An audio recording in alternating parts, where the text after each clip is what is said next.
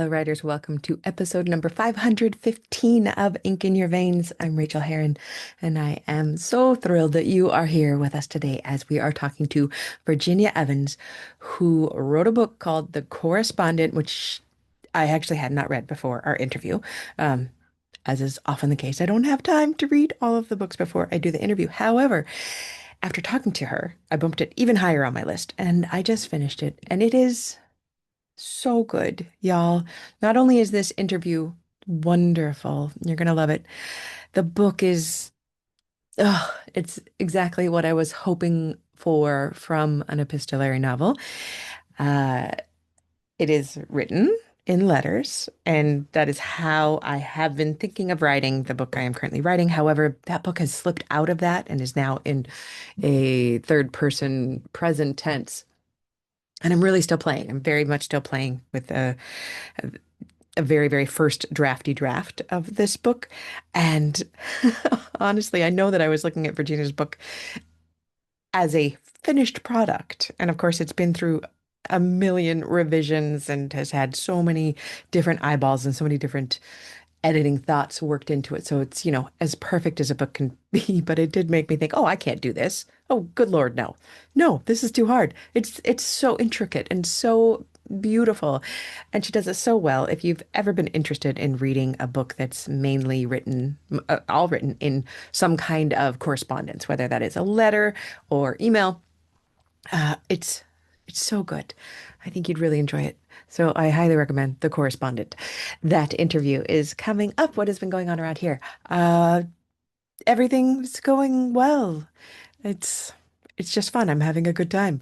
I will say I'm not quite ready to announce this officially yet, but I will be having a writer's retreat for the first time since before the pandemic. This one will be in um, it's not a technically Florence. It's kind of I've got to figure out what this part of Italy is called. It's near Ancona, if you know where Ancona is, and it's going to be a week long in a beautiful hotel. Everything catering to us. We have the whole hotel, all meals provided, a bunch of experiences. So I'm going to be talking about that pretty soon and opening that. But yeah, I'm taking the leap and doing that again. Eventually, I will have a writer's retreat in New Zealand. But I'm not ready to plan that right now. I would like to go someplace else that I know is planned impeccably, and then y'all can come and write and have a wonderful time in Italy. So that will be in March of 2026. That'll be coming up. I've been I've been having fun dreaming about Italy again because that means I'll be going back and I'll get to go to Venice, which is the city of my heart, as many of you know, and I haven't been for 6 years or so, so maybe 5 years. It's been a long time. It's been too long, and I can't wait to get back to her. So that's coming up. And what else is coming up? 90 days to done and 90-day revision. Still have a few slots. I would love to have you if you would like to join us. We are starting on August 1st, and our first class will be August, I want to say, yeah, the 5th. August 5th is when the first when class actually starts, when we start doing the work, when we meet in Zoom. And in case you have been thinking about joining us, here are a couple of testimonials. And reading these kind of things always makes me feel weird. So I'm going to do it anyway because I'm going to demonstrate that we can talk about ourselves well. This is, okay, alrighty, I'm just going to do it. Erica says, no matter what roadblocks you run into, Rachel can navigate you through them with a joy and enthusiasm that are antithetical to fear. She inspires you to feel so lucky that you get to be a writer. She teaches you how to set goals and celebrate when you meet them, give yourself grace when you don't, and always, always, always keep moving forward. What you realize by the end of your time with her is that these skills apply to everything in life, not just writing. Thank you, Erica. That's beautiful. Lynn says, this is an excellent course. All of Rachel's helpful and informative videos and other materials really helped to improve my revision skills. She created a supportive environment that allowed each student to share in their struggles and accomplishments. But what made this class special was Rachel. She's a warm, supportive, and caring person, always willing to listen and answer your questions, no matter how trivial they may seem. I would highly recommend taking this class if you are thrashing about with how to revise your book. You will come away with a skill set that you can use for the rest of your writing life. Thank you very much, Lynn. And this one comes from KG, who says, Rachel, before 90-day class ends, I want to express my deep gratitude for this opportunity.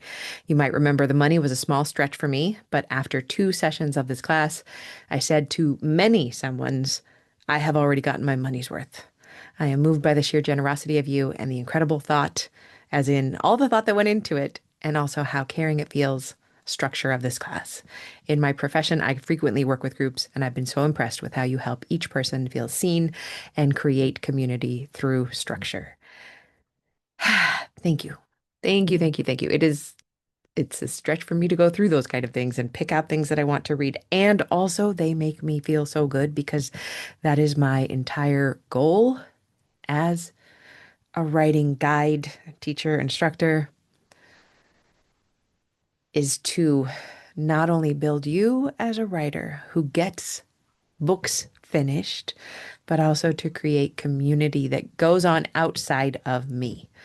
There is a secret, double secret group that meets, and it is because of me.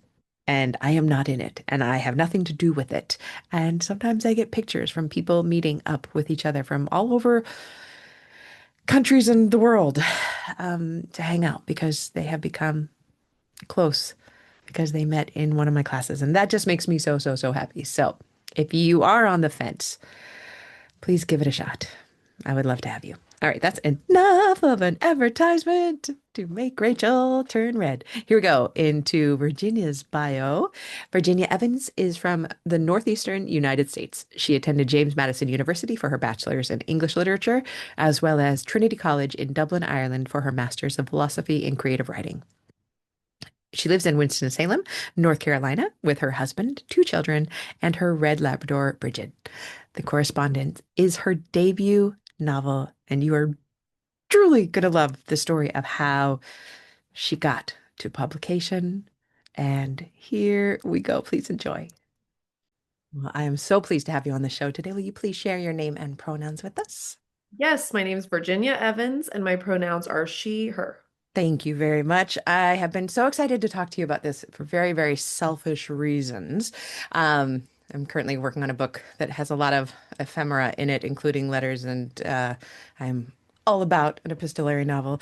But The Correspondent, let's talk about it, is your debut novel. It's not your first novel you've written, but it's your debut, and it has been out now for a couple of months. Is that right? Yeah, it came out April 29th. And so as we record, it's been like maybe 6 weeks or so, maybe 7. How are you feeling about having your first book out there in the world? Man, it has been, let me tell you, the most exciting and beautiful journey, and I am so tired. So tired. It's just exciting. I mean, it's great. It's a great problem to have that there's a lot is coming out of it, and I think it's being received well, and people want to talk about it, and I want to talk about it, and feels like every time I talk to somebody about it, hopefully somebody's buying the book, and then it's Yeah. continuing to move its way through the world. But my life is very, very hermit-like. I'm typically at home and alone for like most of the days and the hours in the day with my dog. And Mhm. like now all of a sudden I'm talking to people like this and sharing my time. So it's been I wrote for a long time without being published, and so I was alone a lot for many years, and now all of a sudden there's a lot of people in my orbit, which has been great, really fun, but also like a steep learning curve I for think me. so many of us are introverts or somewhere on that introvert scale that I know that when I have to do these kind of things, it takes a lot of recovery. So I hope you're Yeah. building that into your schedule. Talk to me before we get into your process, talk to me a little bit about how it was to write for a while, because there are people listening to this who will have had this exact experience that they're writing for a while without getting the book picked up, without getting the book published, and then to have it happen. What was it like being in the trenches Yeah, and then coming out of it? coming out of it. Well, I was in the trenches for about 20 years, and so Holy I cow. think I know. So I think that being unpublished and rejected for so long, um, developed for me a sense of I guess I probably stopped believing that I would ever, anything I wrote would probably make it to the finish line. So, so those, it's, something to like gloss over 20 years, but it was horrible. It was hell, it was really tough and demoralizing and, threw a lot of my self-confidence into question and sort of like, what am I doing and why am I doing this? But I think anyone who really writes knows that it's not really I think I'll write a book. It's more like something's chasing you and you're running from it for your whole life. I mean, don't you think that's kind of what it is? 1000%. Yes, Yeah, yes. and so you're never going to stop running away from this Yeah, thing that's chasing you, which is the story or the yeah. stories or whatever. Um, but I had when this book was being shopped out to editors, and it wasn't immediately picked up, I had thought, I think I can't do this again. I Mm. had kind of had that thought, like, I just can't keep living this way. And I'd started to look up where to apply for law school, which was like, oh gosh, am I just gonna throw myself into another like era of misery or something? But How I interesting that you hit was that point. Yes, I was kind of ready. And right around that time is when it was purchased. And so then, to get out, to climb out of the trenches and all along it's sort of like as you're wanting to get published, you're sort of like, everyone who's doing this knows you're like, will anybody take it? You don't have to pay me $20 if you'll just publish this piece of work. Yeah. And then it was purchased by somebody big and great and for like a for an amount that was impacted my life, like Hmm. impacted my family in a pretty significant way. And so then I would say some of the joy of it for me has been that every single thing has felt like an extravagance of riches. When they're saying, um, would you like to weigh in on the cover? I was like, oh my gosh, yes! Thank you so much. My editor, I'm sorry, my agent always says that I am like always saying thank you. I'm like, thank you, thank you. She's like, you're the most grateful. I'm like, well, you're grateful after you sat in the weeds for like 20 years thinking nobody wanted to ever read anything you wrote. So To be it's fair, just you would probably be less grateful had you gotten, a janky, ugly cover, but you got a gorgeous cover. It's yeah. incredible. And so which cover do you have? The Or I've have seen the birds. Yes, Yeah. yes. What is it? So it's two birds kind of. Mhm. Will you describe that cover and Yeah. then maybe describe the other one? Yeah, so there's Or so ones? the American cover and that cover went through several iterations. This was I think the third where they landed, and it's kind of like like a French vanilla Hmm. color with two birds on a fence, and and then just a very kind of simple, a lot of negative space, and the font is like a very basic kind of like classic font, and it's an orange, and it says the correspondent. And then the cover in the UK, which I think is what you have in New Zealand and Australia and Mm. everywhere, red and pink, and it's like a British mailbox. Is that right? Have you seen that? I got it from your publicist, so I've only Oh, seen okay. that one. Yeah. But It's like that's yeah, I'm beautiful. showing it. I'm showing Yeah. it to her. It's like red. It's like a red mailbox and Yeah. pink and yellow. So Very that was different vibe though.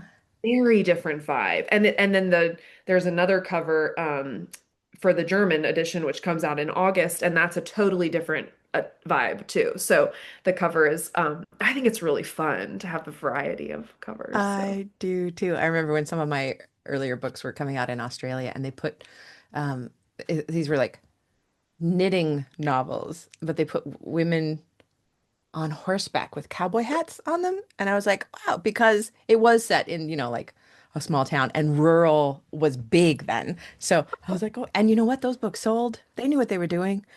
And I just started to write cowboy hats in, you know. that's So yeah, big. That's such a they know great. that's their job. So, okay, I Yeah. love that. So then tell us a little bit about your process now. What does it look like at this point? I know you've been swamped on, under like publicity marketing stuff, but Uh-huh. have you been able to swing back into writing? Yeah, it was actually really really tough for me to get back into, I had kind of lived under a pretty strict discipline of writing for all those years. I was really regimented, kind of every day for a certain number of hours, or, sometimes I would switch between hours or word count or whatever, depending on what I was working on. But um, I so that had been my process, and then the book was purchased like over 2 years ago. It was like a two Mm, year from purchase to publication, and so that whole 2 years when nothing was happening with the correspondent, but also I mean I could have written a whole other book in in 2 years. hmm I found it really difficult to find. I said to my husband multiple times, I don't recognize myself. I can't dial back in the way I used to be able to be dialed in.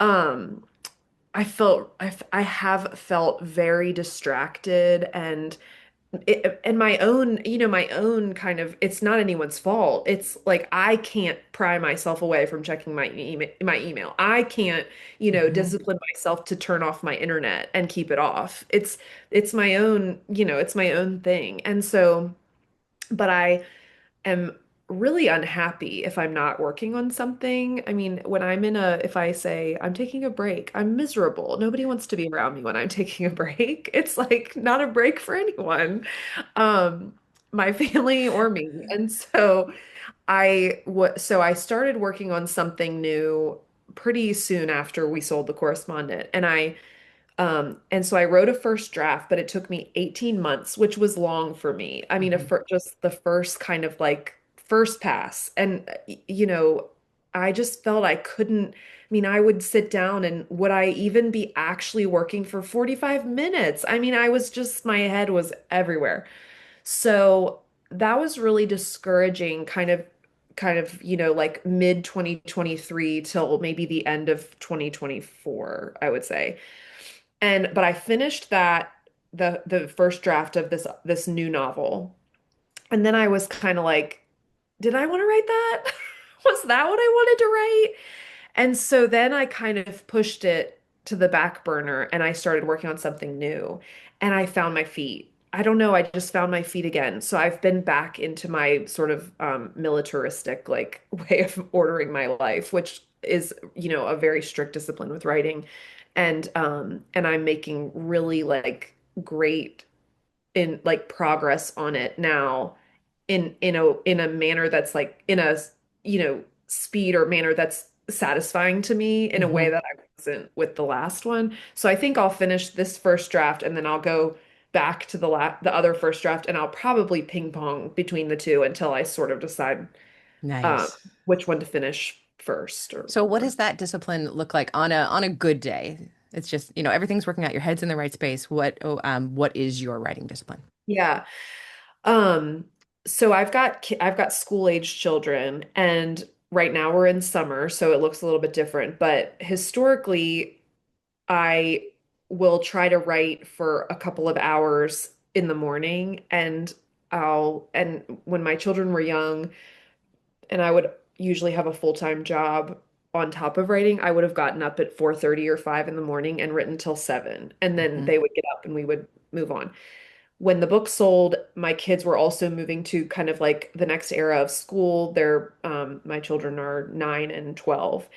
Then it kind of felt like, okay, now I can write when they leave for school. So I'll get them off typically during the school week. I'll get them off. My husband takes them to school. It's like 7:30, and then I'll go up to my desk with coffee and I'll write either until a time I say, maybe I think I don't I'm sure everybody has a different opinion on how much time is like how much what's the saturation point for a writer's brain. I hear people say they write 8 hours a day and I'm Oh like, no, are you okay? 2 to 3 hours, I especially on just a first draft. I'm dead after 2 to 3 hours. I think 2 to 3 is the sweet spot. And for me, Yeah, it's probably more like two. yeah, me Um, too. but I can really dial in for 2 hours hmm usually. Um, Not without like 5 times going to the bathroom, getting Of more course. coffee. Like, I'm up and down, but I'm in, Yeah, you know. yeah.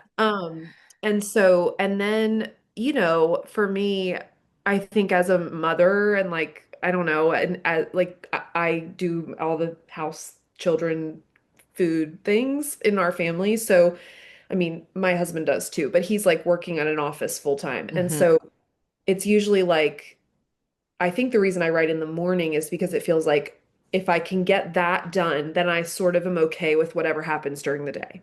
Like if the day goes off the rails, but I've gotten my writing in, it's okay. If somebody's Yeah. home from school sick, it's fine. If Yeah. we like end up eating cereal for dinner because I didn't go to the grocery store, that's fine. But if I haven't written in the morning, it's not fine. And I'll Yeah. really kind of get off. I won't handle that well. And then I usually try to write on Saturdays and I take Sundays off typically. I Mm. haven't always, but I do now to try to keep myself a little balanced. That sounds like a wonderful, wonderful schedule. May I ask you, what is the most exciting thing that you've ever learned about your writing process? Oh, that's a good question. I think this has come to me recently, maybe even since I sold the Correspondent and then have given myself the credit of saying you are it's working. You're a Hmm. writer, you write books. And so feeling like what is mine is okay, or like even if it doesn't line up with what you hear or what certain other writers have said, but for me, um I think what has been the most like magical sort of reframing of the way I think about writing is this is really simple, but probably during this writing this book I'm writing now, and maybe during the last one, was this kind of giving myself the grace to say your writing process is okay. It does Hmm. work. Hmm. So my writing process being like a kind of chaotic throwing all of this narrative story idea into a first draft, but it's horrible. I mean, it's just like a mess, it's just like a dumping. It's sort of like taking, if like the inside of my mind is a bucket, just like taking it out and shaking upside down, shaking it into the word processor. Yeah. And then, and so there's really no like elegance to that. There's no Hmm. like great dignity in that. I mean, it's chaos. And so I think I had for years felt like you've got to do this better. You need to find a better way to do, like have an outline or have a better handle on your material from the beginning, or stare at the screen for an hour if you have to, but don't write a shitty sentence. But like I have given myself the grace to say, this is how you do it. Hmm. And you are doing it and you did it. So you can keep doing it your way. And there's like not a different way that I should be doing it or something. Yeah, And that's that has beautiful. felt wonderful to me I can and see helpful. the pleasure and the happiness on your face when you are thinking about it even. Not to bring you down, but what part of the writing do you struggle with the most? That's a great question. What do I struggle with the most?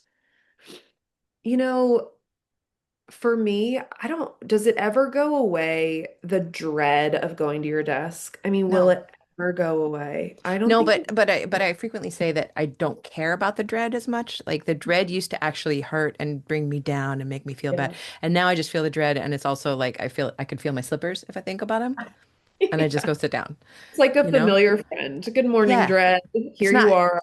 Yeah. it's not keeping me from doing anything and it always goes away when I'm writing. But That's true yeah. for me too. But I do think that's the part of it. I can once I start, I'm okay. And then kind of for the rest of the day, once I've finished, I'm okay.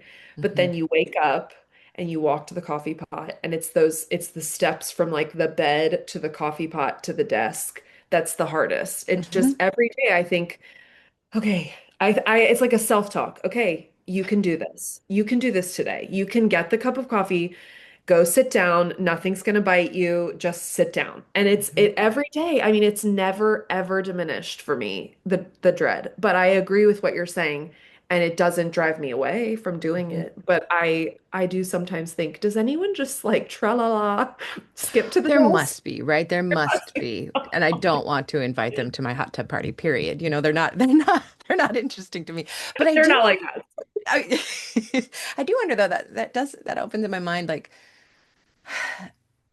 I think for many of us there was that moment where we just kind of like made this move from I'm trying to do this to oh I'm actually just doing it. Now I'm just doing it.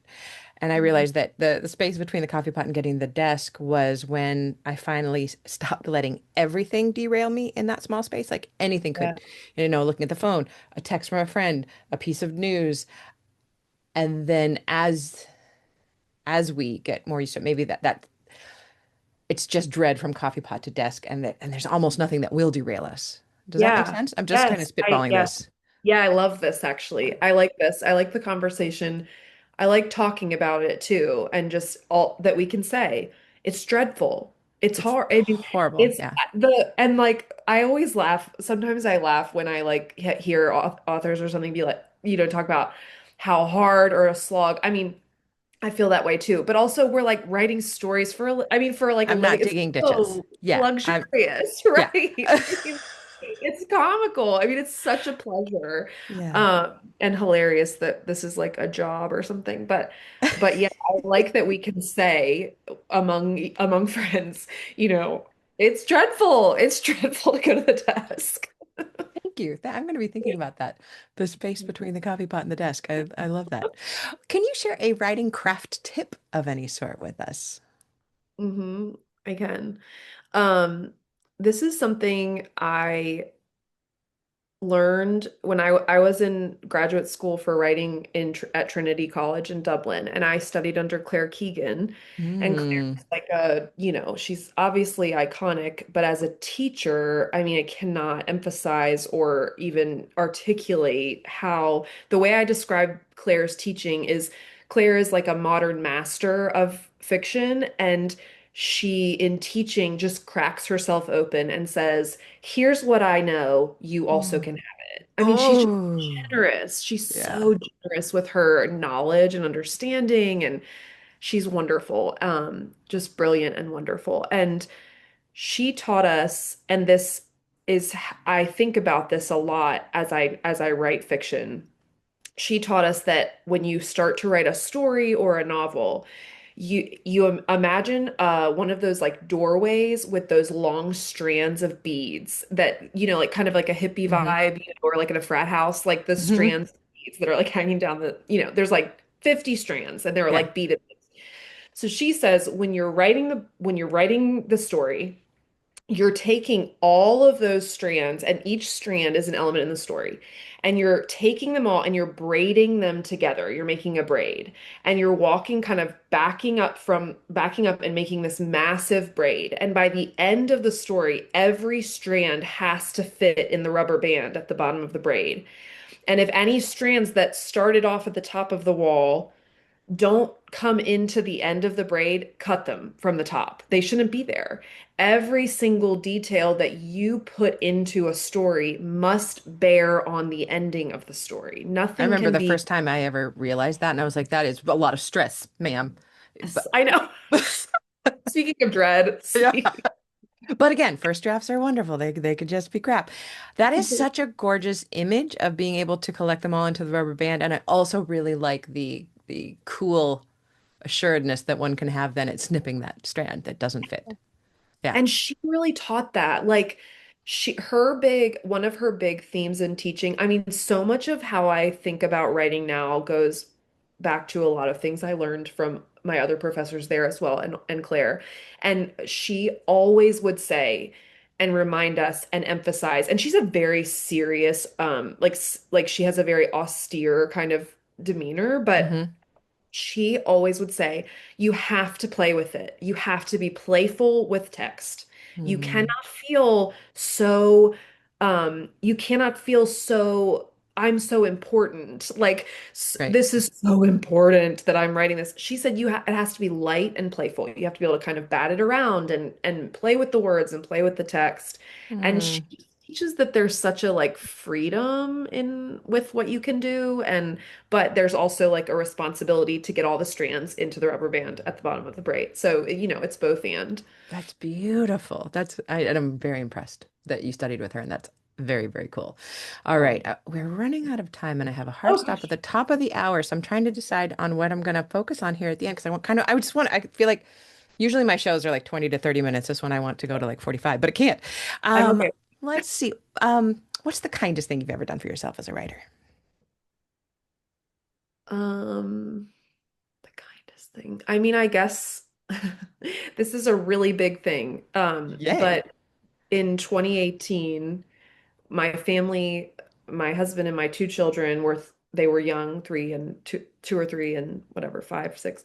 And we were unhappy. We were living, kind of we were in the river of the American way. Like we have kids, Hmm. we got a house, a little bigger house, another car, the whole thing. And you just end up with this massive, massive suitcase of responsibility. And we just weren't happy. And my husband wasn't loving his work, and I was writing at 4:30 in the morning. And so I suggested that we burn it all to the ground and sell it all and quit our jobs, and I should go to school for writing in a foreign country. And he said yes. And that's how we ended up at Trinity. Oh my So gosh. probably the kindest thing and the most self-indulgent thing I've ever done. But it was right for us. Yeah. It was a spiritual decision. It was a heart decision. It was a family decision, and it changed the year we lived in Ireland changed our lives. We've never been the same, and it I mean, it led to where I think I am now as a writer, has had paid Mm. out dividend after dividend. It's like a pebble in the pond. It just like the reverberations of the gift of what that year was for me as a writer and for our family will never end, I don't think. So I that was I definitely I wrote a book last year called Unstuck, which was about me and my wife burning everything to the ground, selling everything we owned, and moving to New Zealand. So, Oh, actually, I yeah, need to read it is the it. gift that never stops giving because now we know we can always do it. You And can you know how always do it. footloose you are. Yeah, you're It, not trapped. I feel so heavy. Like, how Hmm. could I ever? How could I ever? And then No you one do does it. it. Who It's cares? We who do it. cares? Oh my It's God. tough. Yeah. Oh, you're delightful. I am loving this conversation. So But are I want to you. make sure we get time to talk about your book. Can you please tell us about The Correspondent? Yes. The Correspondent is an epistolary novel. This is a word that people ask me to repeat. It means it's all in mostly letters and emails. Yeah. The story is really the point, not the point, but the story is a portrait of this woman's life. Her name is Sybil. When the book begins, she's 73. But through her correspondence, she is kind of you're starting to piece together what her life has been, and also that she still has a lot happening in her life in this kind of late era of her life. And Anne Patchett blurbed the book, which was insane and such a gift. And she said that the book is a portrait of a life, and I think that's exactly what it is. And I would add that each of the letters is almost like a puzzle piece, and you're sort Mhm. of with every letter you get a little puzzle piece, and you put it in, and you're sort of like, what is this puzzle? What's the image here? And then at the end, the desire I had was to write the story of a complete life beginning to end. And so that was my how do you do that? And I wanted Mhm. to do it in letters. And so the hope is that by the end you've found every piece and the whole puzzle's complete, and there you see, okay, that's Sybil. That's who she is.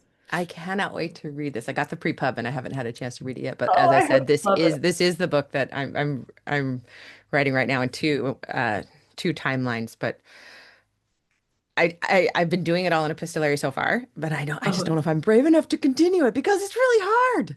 It's really hard, but keep going. Are you finding it's hard? Are you finding it's No, harder than I'm style? finding it I'm finding it's in some ways easier, but also I don't know if Yes. I'm pulling it off. Like, and there aren't that many examples. I picked up a book that I loved as a kid. What was it? Daddy Longlegs. That was one of them. And I was like, oh no, this does not hold up. Like, there's just not that many. There's the Guernsey Larry Potato Peel Pie Yeah. Society, but there aren't that many examples.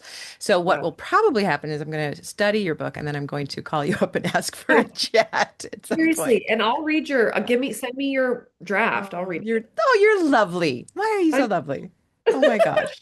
well, Oh, okay, this is my one thing that you need to just go confidently into your letters, that's what I've because been doing. you can rearrange them at any Yeah. time. You can move them around. I've It's even been easier. writing some. I bought myself a box at the antique store made of these little, like this card. It was $4 at the store, and It's so to cute. collect the letters I'm writing by hand when I get stuck, so I can shove Oh, them in there. Oh, yeah. all right. I'm going to be communicating with you on this, but I really want to know, where everyone can find you and keep up with you. Yes. Okay. So I have an Instagram and I'm Mhm. trying to use it. It's also, speaking of dread, it's a little dreadful to keep up with Instagram, but Yeah. I do have an Instagram. It's Virginia.L, my middle name's Lee, dot Evans at, at Virginia.L.Evans. Perfect. Um, I have a website, and on the website, I created like an email and I tell people where they can write to me because the book with the letters, and in the book, she writes to authors. So it sort of Yes. inevitably means people are going to write to me and have written How to me. gorgeous. So that's cool. And then, I mean, that's pretty much it. I don't have like Twitter or anything. Perfect. So You don't is need it any of even that. called Twitter? Is it called X? I Well, don't you know even what? know. It's called X, but he dead names his daughter. So I'm gonna dead name his company as Twitter. I'm not gonna call it X. Perfect. Perfect. Oh my gosh, Virginia, thank you so much for this. This was an absolute delight. I can't thank Such you a enough. treat. Yes. Great to talk to you. Bye.